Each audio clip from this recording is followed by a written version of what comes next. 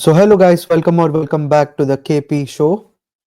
Now, the winter is here, the warmers are out, and there's a certain coldness in Delhi NCR.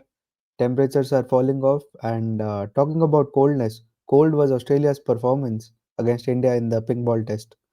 So, we're here to review what happened, why it happened, and what are the things that India could have done differently, and some other factors as well. So, Pratik, I'll give you the first bite of the cherry. How have things been? What I predicted was India should have bowled first and then they should have chased the game directly.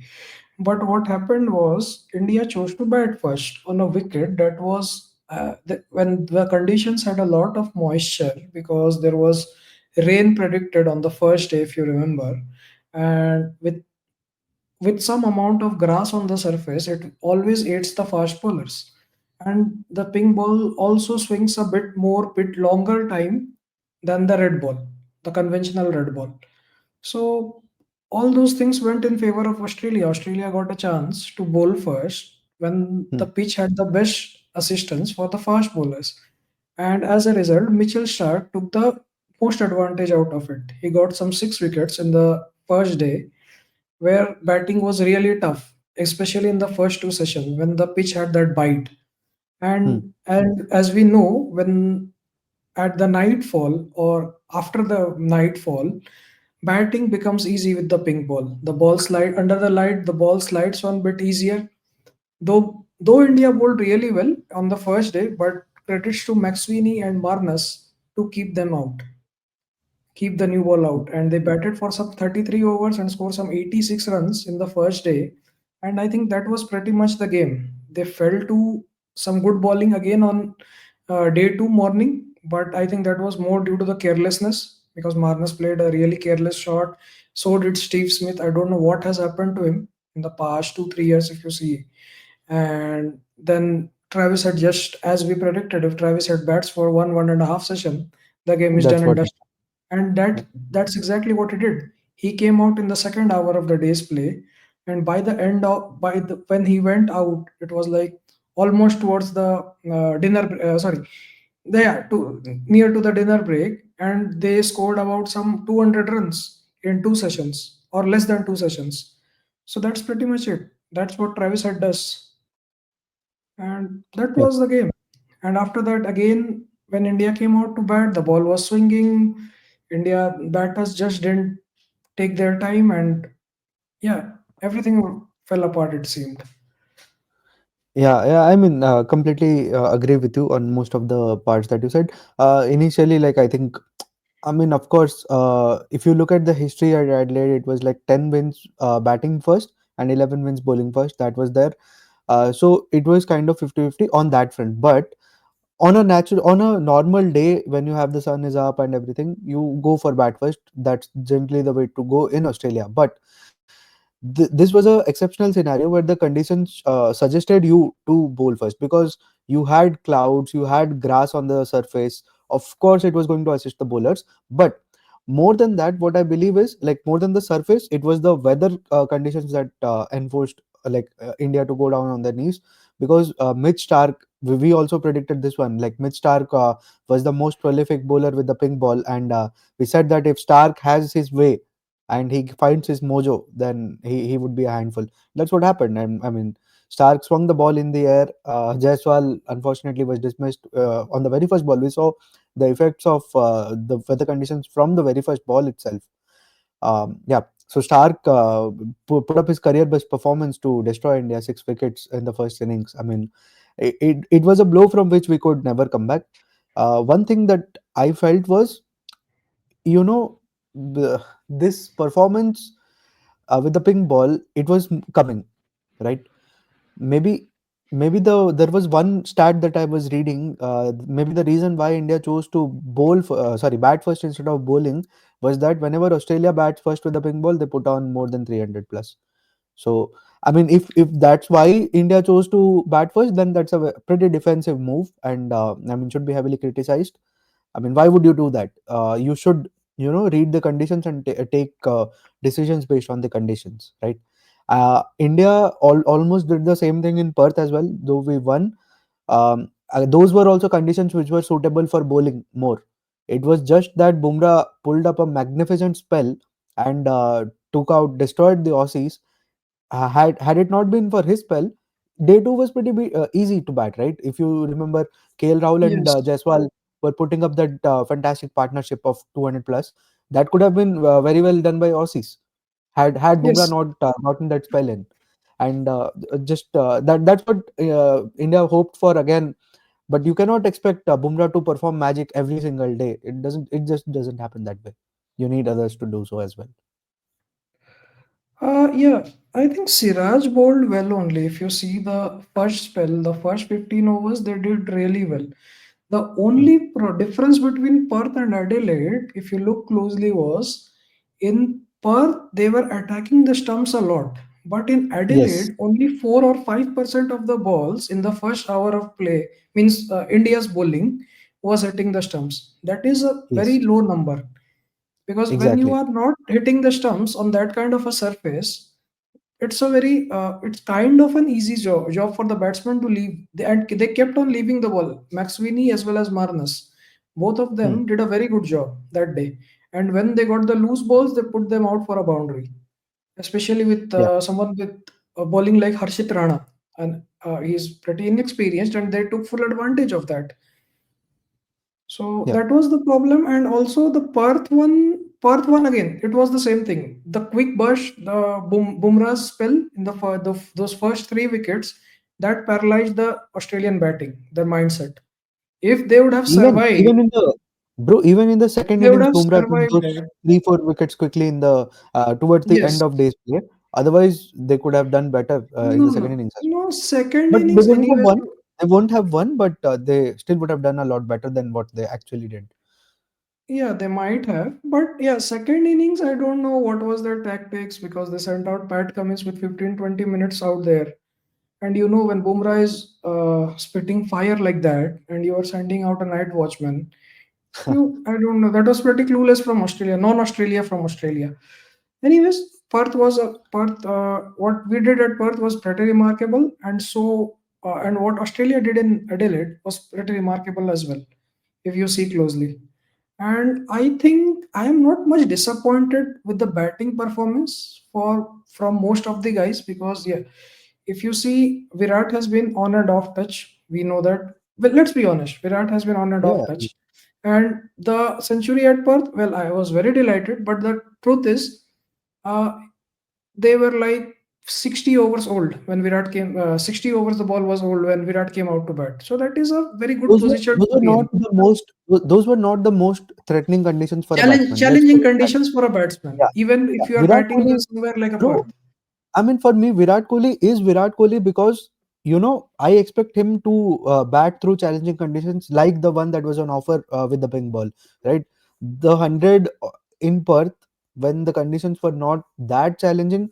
I mean, I'm not like downgrading anything about Virat's century, but yeah, it's not something you know that stands Virat apart from the rest. Maybe any other batsman could have scored 100 in those conditions. I mean, yeah, what I expect from Virat is like to stand tall in tough conditions, like the one in the pink ball test. But yeah, go on. Again, the Scott Boland threat, which I mentioned in that video, that Scott Boland, that deep backer, is extremely dangerous, Yeah, and that came back to haunt us. Again, he yeah, got rid of Rohit Sharma in the first innings with that nip backer. I think Shubman Gill as well. He also went out LBW, if I remember correctly. mm, Again, Scott Boland is again doing the same things, and we just can't play him out. That's the problem. Scott Boland yeah, again came in, and he is a very accurate bowler. If you see closely, Scott Boland is a very accurate bowler. He picks his length, and he gets that mid bounce, means not very high, not very low. He gets that in between bounce, and that becomes very difficult. And mm, sometimes the ball goes jacks off the length. It comes in very sharply, and that what undid Rohit Sharma in the first innings. If you see, mm, again the one to Yashasvi Jaiswal in the second inning, Jaiswal was looking good actually. If you see, he was Jaiswal, looking good. yes. He saw through Stark and Cummins in the first I spell, was praying. and I was actually and praying that Jaiswal please score at least 15 runs. I mean, I didn't yeah, want the same thing happening to him that happened to Prithvi Shaw. If you remember, Prithvi Shaw was also coming off from with a great touch from West Indies, from the West Indies series rather, and Star just ate up his career. I mean, I was just hoping that doesn't happen to Jaiswal. But yeah, yeah. But yeah, Jaiswal has means Prithvi Shaw's techniques have some flaws. If you see, they have a lot of. even now he suffers from those things. But Jaiswal is much superior technically. Yeah, yeah. I I, mean, that is not going to happen to Jaiswal, that is for sure. But anyways, but that is a mindset problem as well. If with those kind of dismissal, and this is a long yes, tour, so it can be a mindset problem for a youngster like Jaiswal, even a promising youngster like exactly. Jaiswal as well. So in that Yes. perspective, yes, that should not have happened, and he survived the new ball. He played pretty decently. Then comes in Scott Boland. The first one is an absolute pitch of the good length, slightly moving outwards, and it takes the edge. And yeah, Kind of. again that Yeah. happens. Then it troubles Virat a lot, and he gets the hits wicket as well. Scott Boland, just the one which holds the line and just brushes off the edge. And I don't know, that was of the driving length. Even if he wanted, he could have left it. It was very wide. If you see his Hmm. dismissal in the second innings, and I don't know, means why is he chasing those balls every time? Those in between lengths, because you know Scott Boland is going to hit that length. You know that thing. Scott Boland is going to target you off that good length. Let's leave him, na. Let's leave the balls. Let's and Rohit Sharma again. Rohit Sharma looked absolutely clueless in the second innings. I'll be very honest. First ball on the helmet, second or third ball he got out, but it was given a no ball by the umpire. Pat Cummins comes in, beats him two times. Third one squares him up. Just the perfect dismissal, the bell trimmer. And Rohit Yeah, Sharma, if you that see was the perfect. in the I mean, last 1 year, he has got out in that fashion many times. In the England series as well, if you see to James Anderson, to Ben Stokes a couple of times maybe, or vice versa, he got out in the exact same fashion. If you see, and yeah. something I observed that this is maybe because of his initial triggered movement. He's starting a lot from outside the leg stump, and Hmm. it's kind of a lateral movement which is kind of squaring him up a lot. Hmm. When he moves out, the bat his head falls over and it squares him up. So that I think, exposes his outside edge as well as his off stump, and that is but causing I a think lot that of dismissals in the last 1 year. yeah, I think that's a big feature of his game in white ball cricket, and that's why he has been so dominant in white ball. But the problem is when the ball moves around, that's when you face these problems, aka the pink ball, which moves. Yeah, That's when you get exposed. Rohit has had his troubles against the seaming ball, not in the swinging conditions. If the wicket is offering something, if off the wicket movement is there, then Rohit is struggling. Recently, if you see, even in that Bangladesh series, if you see, or even against Team Saudi in the New Zealand series, he was Or struggling when the ball was seaming off the wicket. or in So the that South is Africa Test something. series last year towards the end of. South Africa, I won't comment much because there was not many runs scored there. It's a very small sample size because nobody looked comfortable out there. I think Kale only scored 100 there, Hmm. batting very very well, but remaining nobody got runs there in South Africa. But again, here in Australia, if the ball is seaming, not in Australia, anywhere, if the ball is seaming off the surface, Rohit has had his troubles recently. Hmm. But contrary to that, the Indian team as a whole, I think they suffer with the moving ball. Like if there's movement in the air, a lot of the dismissals in the first. But again, Shubman Gill, actually the only batsman I'm disappointed in is Shubman Gill because coming into the series and with the kind of year he has in Test cricket this year so far, some 865 runs he had, and I was expecting a lot from Shubman Gill Hmm. in this Test match, especially because see his compatriots like Harry Brook or Tristan Stubbs or even Yashasvi Jaiswal are doing really good in Test cricket. And Yeah, I see no reason why he isn't excelling like that. Harry Brook comes out, Harry Brook just goes on and scores big runs. And Shubman is somehow struggling. I don't know Yeah, what is bugging him, but I really want to see Shubman Gill score some runs, some big runs, especially because yeah. we have been seeing him as the successor to Virat Kohli for some time now. Like for last three years or 4 years, we have been seeing Shubman as the successor to Virat Kohli. But so far, he has not been up to the mark, especially in the red ball format. He Hmm. showed some glimpses in the England series because he got, I think, 200s or 100 and 290s. Then again, he got some decent scores in that Bangladesh series as well. Again, New Zealand series, I won't comment because nobody batted well there. So, but I wanted to see Shubman score some big runs in Australia, Basically, especially. basically, he has been getting runs, but he hasn't had that. Okay, I am here. I am the now. I am the future kind of a test series. That's what. Correct. That's what is missing. I mean, Virat Kohli had that 500 plus run tour of Australia back in 2014. So that kind of a series is still missing under Shubman Gill's name. That's what I'm a bit concerned as well. I mean, look, you need somebody to take that mantle off of Virat Kohli and Rohit Sharma, right? So of all the criticism that people have been making, I mean, criticism is not unfair. They haven't been performing. Criticize them on the basis of their bad form, and all that's is fair. But uh, I've seen statements like even from big legends. I won't take any names, uh, saying that Rohit Sharma shouldn't have played the Test series or Virat Kohli should be dropped. Those are, I feel, kind of outlandish statements. You cannot just drop Rohit Sharma and Virat Kohli because you see what's happening around them. Okay, in white ball cricket, in T20 cricket, we were talking about it the last time around. We had some players who could replace Virat Kohli and Rohit Sharma, just as we are seeing now, right? The T20 series in South Africa, we have plenty of cricketers who are just close. We are scoring almost close to 300 these days, right? So it means we had that potential to replace Virat Kohli and Rohit Sharma in T20 cricket. In one day cricket, we are getting there. But in Test cricket, you see what's happening around them. Okay, they are not scoring. You criticize them, which is fair. But But nobody else is around them scoring also, as well. nobody is scoring. Around Nobody them and also, nobody else is yeah, looking comfortable as well. comfortable. It's not like they're not That scoring.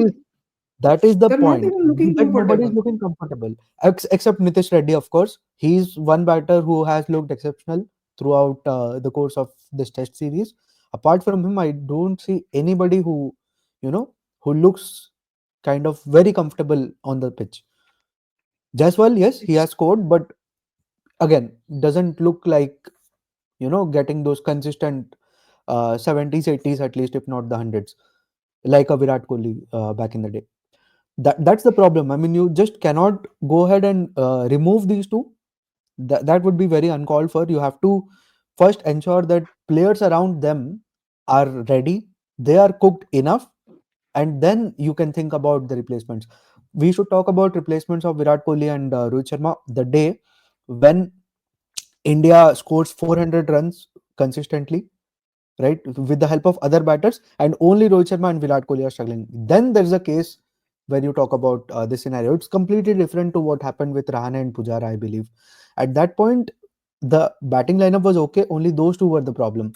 Yes, Virat Kohli, of course, was struggling, but Virat Kohli is Virat Kohli. So that was the different scenario, and See, this is a different people scenario. people are making a case of Rahane, but if you see his numbers in the last six Come years, on, at least that 6 years since he made that comeback in 2017 or 2018 after when they brought him back against Karun Nair. Okay, even if you see that he scored like he barely batted at an average of 30. hmm, Barely. And for the last few years, he scored 100 here or there. Then after that, there was a string of low scores. Okay, he's a very classy player, with a very well defined technique.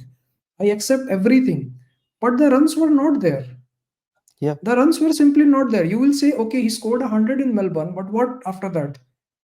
You check the numbers. There were no runs. exactly, There are exactly absolutely the no point, runs.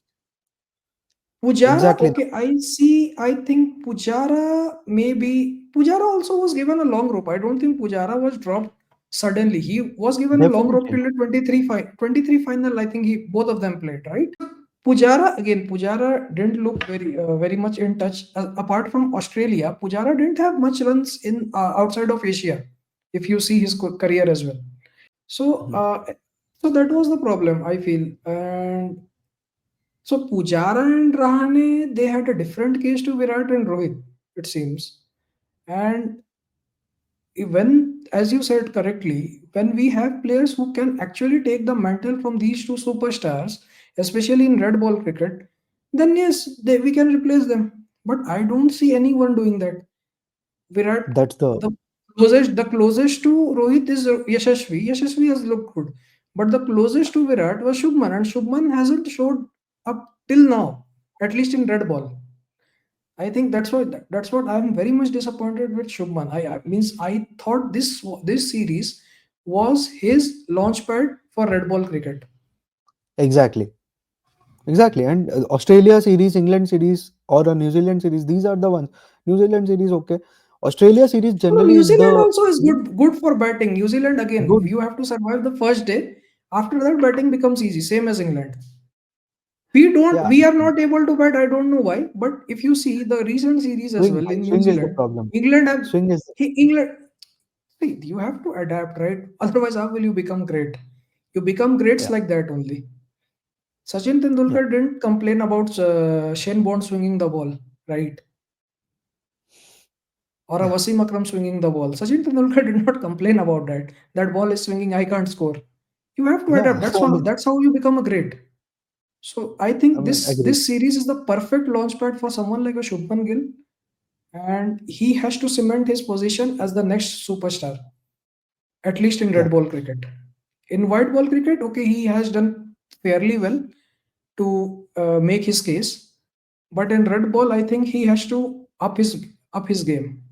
So it's he has to someone become more like consistent. The scores, yeah. I would say, the scores have been there. He has to become more consistent. I mean, he has to be a reliable batter who I would look forward to as I used to look up to a Virat Kohli in that ball back in the day, and Rohit Sharma in the last few years, let's say 21, 22, 23, those kind of days. Rohit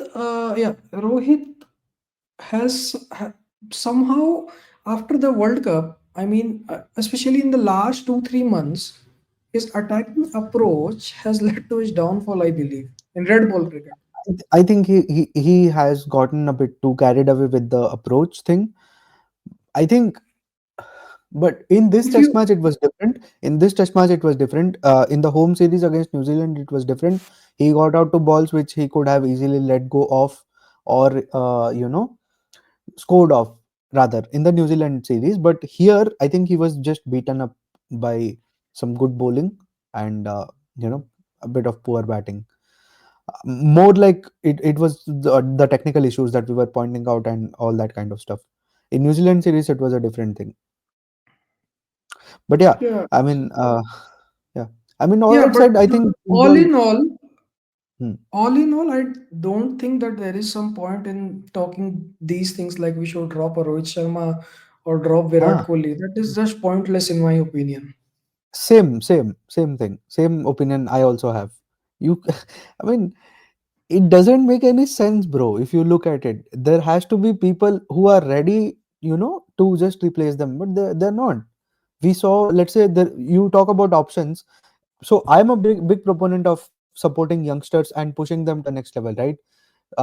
So I was like, okay, let's push a Sarfaraz Khan, but he didn't show that caliber. That's the point. He got a 150, but what he did after that? Yes, intent and all is there, but you cannot play poor cricket. That's the point. You See, have a fielder there. You have one fielder in the deep. You pick that fielder. You give a and that catch too to on the him. first ball. That too on the first But ball you are facing. That is that is not that is test bad cricket. decision making. That is That is bad not test decision cricket. making. That is not even aggressive cricket. That is just you know, poor shot selection, I would say. Approach, okay. Shot selection was extremely poor. You cannot have that. Rishab Pant back in the day, the Gabba test and all, his shot selection was not that poor, man. He was taking risks, but he was taking risks when the fielders were not there. Those, at least in the initial part of your innings. Yes, later on he also took on the boundary riders, but at least in the initial phase of the innings, you don't do that. So yeah, I mean that Talking shows that Rishabh Pant, people are not ready. talking Rishabh Pant again. See, they hail him as the next Gilchrist. Okay, I see he has scored runs. Definitely has scored some big runs as well. But again, I don't understand his game. I don't understand his mindset. See, Rishabh we Pant. were like 86 for 5 on that day. I think, no, yeah, 88, no, sorry, 120 for 129 for 5 at the end of day 2. We were trailing by some 30 runs. Rishabh Pant comes out, first ball to Mitchell Starc, he faced, he gets beaten. Second ball, he comes down the wicket and goes with the wild hawk. And he is again beaten. He is not satisfied with that. He does some crazy things there and he gets out on the sixth ball. In the first over itself, he gets out when you are already in the deficit and you are trying to, okay, you are not trying to save the match. You are always, I want to win the game, all those things. But how are you going to win the game if you get out? You are the last Hmm, batting player along with Nitish Reddy, right? So again, this I again call back an incident back in 97 or 98 when Adam Gilchrist was new into the side. So hmm, this was a test match at Hobart in 97, I think. So Australia was playing Pakistan, and Pakistan at that time was playing really well because they had these fast bowling legends, Wasim Wakar, also Shoaib Akhtar was there. So in 97, these people, Pakistan was playing really well, and they set up Australia for a target of 370 or something. And at the day in the fourth day, I think in the second or third session, Australia was down to 121 for 5 or something.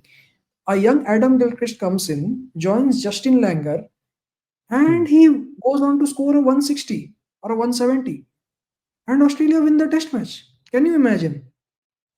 From that point of time, against likes of Wakar Yunis, Wasim Akram at their peak of the powers, a Hmm. young Adam Gilchrist who is barely 10 test matches old, he comes out there and he just plays one of the best knocks of test cricket history in chases. Yeah, That's how legends are made. I yeah. mean, I mean, Rishabh okay, Pant has it's fine also to done get that. out. Yes, but hmm, It's fine to get out. There is no problem in getting out. Okay, you tried to play a shot, you get out. That is fine. But I think this is kind of very casual cricket. Just that, okay, I can do this thing, so I will do.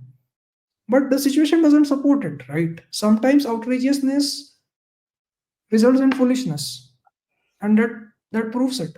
And this time, Australia, I think, has peppered him a lot with the short balls. If you see, the body line bowling has been brilliant. They drop him at least. See, Rishabh Pant, I don't want to go in that way, but if you see his innings closely, he gets one or two chances every innings. Even in the long innings, whatever he played, there will be a miss stumping or something. There will be drop catches, or the ball lands in a no man's land, or just few meters apart from the away from the fielder. These kind of half chances he always gives in the but first yeah, 15 20 runs of his inning. nothing to take away from his Nothing to caliber. take away from him. All credit to his runs. I believe in him. Yeah, I think he's the generational talent. But the thing is, he has to make some kind of amends because on the big days, these half chances will be taken by some if you're playing against someone like an Australia. And we have seen this with Australia every time. They don't drop anything. In the big matches, if you see, they will convert the half chances into full chances. yeah. Go back one Hmm. year. Remember David Warner and Marnus Labuschagne fielding No, on the boundary, right? no, Now, I don't no want to boundaries talk from about World Cup 23. definitely that's what I'm saying. On the big days, these things will matter, and you have to make those small amends if you want to become a legend. Travis Hyde for that matter. Rohit Sharma style. Travis Head for that matter. Travis Head is also very vulnerable in the first 15-20 balls. If you see, he gets beaten again. Another back to Travis Head again. I think the captaincy, from captaincy point of view, Rohit Sharma was very ordinary in this Test match. I'll be very honest because that Usman Khwaja gets out on Bumrah's sixth over, right? And you know Marnus is going to be little vulnerable against Bumrah, especially what happened in Perth. He got him out both the times. No, one time he got out, one time Kohli dropped his catch, and then Siraj wrapped it up Siraj, on the second attempt. first innings. Wrapped That it was up. in the first innings. That it was in the first innings, and Bumrah just got him in the second innings. Yeah. Then that's what he had, that mental blockage against Bumrah, mental blocker against Bumrah. Bumrah was bowling pretty well in that evening session, and the ball was moving a lot as well off the surface. And Rohit just takes him off the attack. One over to Marnus. Marnus survives, and they take him off the attack. Harshit Rana comes in. Marnus settles down really well, and went on to and goes on to score 64. He could have scored maybe another. I think he was batting really well. He played a casual shot straight to the fielder. I think otherwise he would have got 100. Definitely, he would have Hmm. got 100, Marnus. And now the next Test match is Again, at his Madness is home ground in also Gabba. somebody. Again, Madness is also somebody that we talked about in our preview. Highest run scorer with the pink ball. Not the highest run scorer, has the most centuries with the pink ball. Hmm. So he showed it And again. also, the next Test match is at Gabba, which is his home ground. Him, I think no, Usman Khwaja is from NSW. Him and Max Sweeney both are Queenslanders. Hmm. Both these boys who actually played well in this Test match in Adelaide, they both are Queenslanders.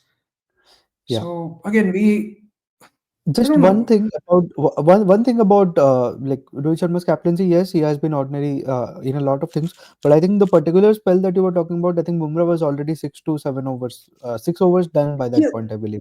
correct. That is why you have a fourth seamer, That's right? why. We could have pushed him a little bit, maybe there. And if we got rid of Marnus, Smith is not in form. Smith is not in form. Even Harshit Rana would have troubled him a lot with the ball Harshit moving off the Rana, surface huh. and Let's that talk about Harshit Rana a bit. People are already after his head that throwing him under he the should. bus. But I don't think that is. No, I don't want to guys, support that. exactly. Look, Akashdeep would have been a better suited bowler for the pink ball test. Yes, agreed on that. But Harshit Rana is just two test match old, and you cannot just drop him for no reason. One thing I would say is he tries the short ball a lot, but his direction has to improve there. He bowls the short balls, but he bowls it outside off, which is very easy for the batters to leave. And at his pace, he has to improve his accuracy on where the ball ends up. So if it's a short ball, it has to be on the body, and you have to hurry the batsman. You cannot like give easy balls See to leave for the batters. That's the only thing. But yeah, let's talk about. I mean, okay, we'll do it in the preview for the Gabba test, but let's just slightly talk about that point. So, what do you think? Do you think Akashdeep should come in for Harshit Rana in the next test? what reports I have been hearing is Shami is flying to Australia. I'm not sure But how he much won't be true playing that Gabba is. for sure. He won't be playing Gabba for sure. I don't think Okay. he will be. Then I think He will. Akashdeep should come in. Akashdeep, but again, Akashdeep, but rather see a Prasidh Krishna because Gabba offers the highest bounce in Australia. And Prasidh Yes. Krishna, I think, will extract the maximum bounce given his height. Also, one thing I will say, I think we should give Ashwin another chance. I think we should give Ashwin another chance, But given he got that in injury, Gabba. right? He's got that injury. So What injury has he got? he I think toe or something like that. No, no, no. He don't have any injury. I don't think. I mean, I don't know if he had I got some read injury. some reports. But Because he hmm, came out to bat in both the innings as well. I don't think and he fielded the entire day as well. Means the entire time India fielded, Ashwin was there on the ground. I he don't was, know but what injury he I is. read some reports that he got stuck from I think Starc or Cummins. I don't remember. Yeah. Not sure, very sure on So that part. mhm. Not So again. yeah, we were talking about like Akashdeep. I mean, yeah, same opinion. I think we should stick to Harshit Rana, but if not Harshit, then we should go with Prasid. That's what I feel. Akashdeep, yes, he's a good bowler, but I think for Gabba, you have to have these conditions. I mean, you have to have the bowlers who can hit the deck hard. So Prasid and Rana are the ones who fit the bill, in my opinion. I think Prasidh Krishna should come in, and if not Prasidh, then Akashdeep. And if they want to stick with Harshit Rana, and if this time he doesn't perform, the media is going to burn him. Yeah, I mean, we have to be a bit patient with that part because Harshit Rana bowled really well in the first test, right? We have to give him those chances See, because you cannot just. no, Hmm. no, I won't agree to this because in the first test match, the conditions were a lot different. If you remember, there were 4 wickets down. The ball was moving a lot off the surface. That is a complete different scenario. Those conditions don't appear every day. And once that zip went off, Harshit Rana was very ordinary in the second innings, if you see. Head went after him, had smashed him everywhere. So did Mitchell Marsh. So Hmm. he has bowled well when the pitch is behaving really well in favor of the bowlers. If not, he has looked very ordinary, which is pretty much expected from someone very new. Hmm. Even when Naseem Shah went to Australia in 2020 or 2019, whenever they told Warner scored that 300, right? He looked very ordinary, but he improved a lot. He Hmm. had the talent, he improved a lot. So we have to give him time, that is for sure. But we know if it doesn't work out, the media is going to burn him. That is a given fact. Yeah, I mean, media we cannot do much. Huh, They'll just that's do how it whatever. works. That's how it works. You can't blame them as well. It's their work. It's their part of the work. It's their job. I mean, yeah, but yeah. So yeah, I think we've covered pretty much all of the topics. I believe we've talked about the batting flaws. I mean, as a team, I would say. Uh, We I have mean, to for my bat well. we have to The bat well. only Uh, way, the only way This we can series, win in Australia, we have to bat 100 overs every time we go in the first innings at least.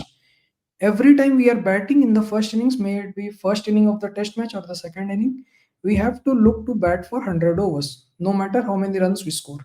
It may be a 300 on some day, it may be 450 on some day, but we have to hmm, look to bat 100 overs. We have to tire them out. If not, then we can't win against Australia. It's not going to happen. I agree with you on that. I mean, both the batting lineups have looked kind of timid. It's just about whoever gets to that 300, 350 mark first that wins the test match. That's how it's been happening. I mean, if you see, even in 1819 series, also that was almost the case. Last time around, also it was almost the case. I mean, most of the Last cases. time, last time, even if you see, last time also Hmm. India batted 100 overs in all the test matches, apart from that Adelaide pink ball test. India batted well in all of them. In Melbourne also we put up 330, 340 runs. In Yeah. Sydney also we batted a long time, especially See, in the in second Sydney innings. too, in Sydney too, Ashwin and Hanuma, where he stretched that partnership No, in itself the for 30 first to inning. 40 overs. Yeah, Okay, yeah. you're In talking the about first first innings. innings as well, we scored good runs. In the first Hmm. innings also we scored some good runs. Second Hmm. innings, okay, these two, Rishab Pant fired and Pujara scored some runs as well. Again in Gabba we scored some 300, 330 in the first innings. Then again we chased down 340, batting another 85, 87 overs. So that is the thing. You have to bat. You have to survive. That is how you win in Australia. You will think that you can't do the baseball there. Even baseball won't survive in Australia. The baseball and all those are for the flat wickets. You come to Australia, you have to play proper test cricket. You will think Baseball, that I will you can do I will baseball in come and I Australia. will score at five and a half runs per over against Starc, Cummins and Hazelwood. They will bundle you out for 100 runs every day. Joe Root That will is be possible stranded alone to on one end. no no no. I would say that is possible to do, but with the old Kookaburra, not with the very new Kookaburra. They won't That's survive till the old Kookaburra. They that can't survive. that's what That has is been a happening. given thing. That's exactly what has been happening with Oh, yeah. India. If you look at the one time we survived the new ball when Rahul and Correct. Jaiswal survived, we scored We five, put up 400 450. or 500, We, whatever we that put up number was. 450, right? That's all. Yeah. So yeah, I mean that's that. I think overall, I would say for my closing comments is that the pink ball test is a one-off for me. We haven't been doing well. Yes, there are a lot of glaring issues that have showed up for us. I mean, in terms of batting, that's something that has been happening for the course of the last few months as well. But I would say I'm not taking this one too seriously. We talked about all the points that we could because we were doing this review, but I would say I would not take the performances too seriously over here with the pink ball because we know we don't do well in that one. I mean, yes, in international cricket we cannot give this excuse, but we know what to expect from the team.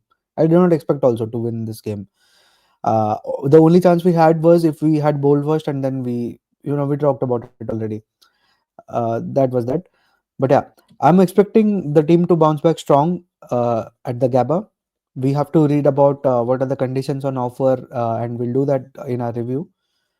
But yeah, I'm overall I'm expecting a much better performance from India going forward in the next three test matches. I think for me, Sydney and MCG will definitely do well with the bat. Those are better conditions, not so tough like what we saw in the pink ball. There will do well in Gabba. Gabba will be the decider for this series. That's what I believe. Yeah, I would like to hear closing comments from you as well. Yeah, definitely. Gabba will have the highest bounce given in Australia.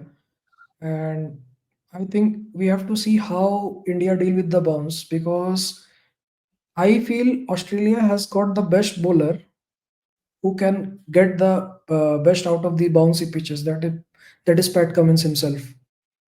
You know how good he is with that short ball, with that bumper on the line He, of the. he looked very He gives angry in that chin the music. second innings. Yeah, He yeah, was he he was very gave angry that in the chin second music. innings.